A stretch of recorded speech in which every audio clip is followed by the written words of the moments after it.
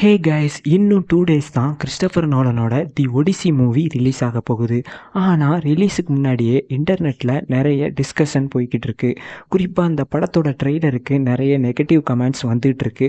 அதுவும் கேஸ்டிங் பற்றி தான் நிறைய பேர் பேசிகிட்டு இருக்காங்க. ஆனால் இன்னைக்கு டைமுக்கு ஏர்லி ப்ரீமியர் பார்த்தவங்க நோலனோட பெஸ்ட் மூவிஸில் இதுவும் ஒன்றுன்னு ப்ரைஸ் பண்ணிட்டு இருக்காங்க. அதனால் சோசியல் மீடியா ஒப்பீனியனும் ஆக்சுவல் மூவி எக்ஸ்பீரியன்ஸும் ஒன்றா இருக்குன்னு சொல்ல முடியாது. நோலனும் ரீசெண்ட் இன்டர்வியூவில் இதை பற்றி தான் பேசியிருக்காரு.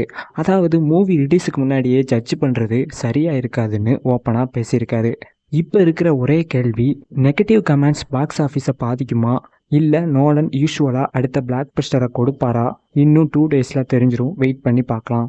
இந்த படத்தில் ஹாலிவுட்டோட ரீசெண்ட் பிக் ஸ்டார்ஸ் நிறைய பேர் இருக்காங்க. குறிப்பாக டாம் ஹாலண்ட், மேட் டாமன், செண்டையா, ஆனா ஹத்தாவே, ராபர்ட் பேட்டிசன்னு நிறைய பேர் இருக்காங்க. அது மட்டும் இல்லாமல் உலகத்திலேயே முறையாக முழுக்க ஐமேக்ஸ் கேமராவை மட்டுமே வச்சு எடுக்கப்பட்ட ஒரே படம் ஒடிசின்னு. ஓகே கைஸ், ஒடிசி பற்றி நீங்கள் என்ன நினைக்கிறீங்க? உங்களுக்கு எவ்வளோ எக்ஸ்பெக்டேஷன் இருக்குது? வெயிட் பண்ணுறீங்களா இல்லையான்னு மறக்காமல் கமெண்ட் பண்ணுங்கள். இதே மாதிரி அடுத்த வீடியோவில் பார்க்கலாம். Bye guys.